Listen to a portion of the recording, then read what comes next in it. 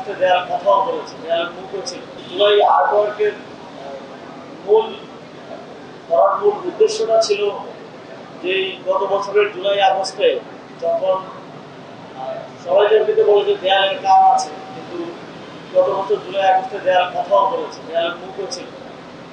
আমরা তো আন্দোলন করে হয়তো চলে গেছি, কিন্তু দেয়ালগুলো সবসময় হাজির ছিল। দেয়ালে লেখা আমাদের বক্তব্যগুলো দেয়াল সবসময় বলে গেছে।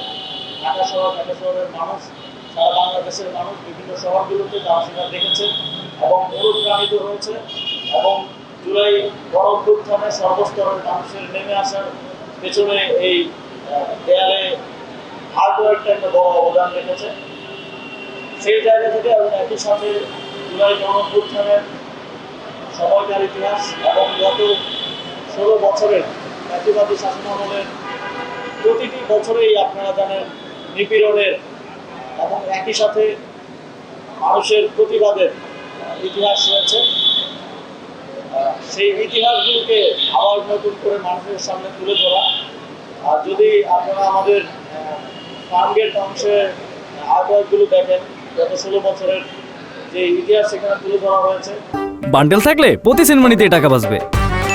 বিকাশ সেনমানি বান্ডেল কিনে জিতুন প্রতি লেনদেনে। কেউ যদি গাড়ি দিয়ে যাওয়ার সময় প্রত্যেকটা পিলার দেখে দেখে যায়, তাহলে সে একেবারে রিলেট করতে পারবে যে 8 সাল থেকে 24 সাল পর্যন্ত সময়টা আবার স্মৃতিপদে এসে উঠবে। এটাই ছিল আমাদের উদ্দেশ্য, মানুষ যেন ভুলে না যায়।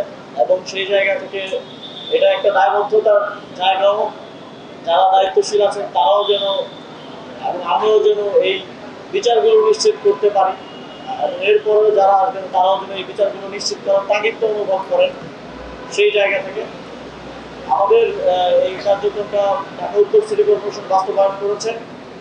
জাহিদ ভাইয়ের নেতৃত্বে একটা টিম দিনরাত কাজ করেছে গত 1 মাস ধরে, এবং আগারগাঁও থেকে শাহবাগ পর্যন্ত পুরোটা রাস্তায় পিলারগুলোতে আমরা জুলাইয়ের ইতিহাস এবং গত 16 বছরের ইতিহাস তুলে ধরার চেষ্টা করেছি।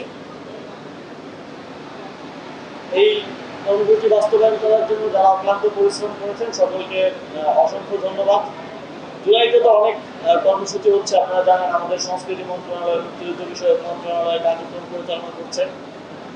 এর পাশাপাশি আমাদের এই উদ্যোগটা ছিল আলাদাভাবে কিছু একটা করার, যেটা ওই প্রোগ্রামগুলো থেকে একটু আলাদা, যাতে করে মানুষজনকে ডেকে এনে দেখাতে না হয়। মানুষজন রাস্তা দিয়ে চলার সময়ই দেখতে পারে যে জুলাইতে কি হয়েছিল বা গত 16 বছরে কি হয়েছিল। এটা আমাদের পরবর্তী প্রজন্মের জন্য গুরুত্বপূর্ণ।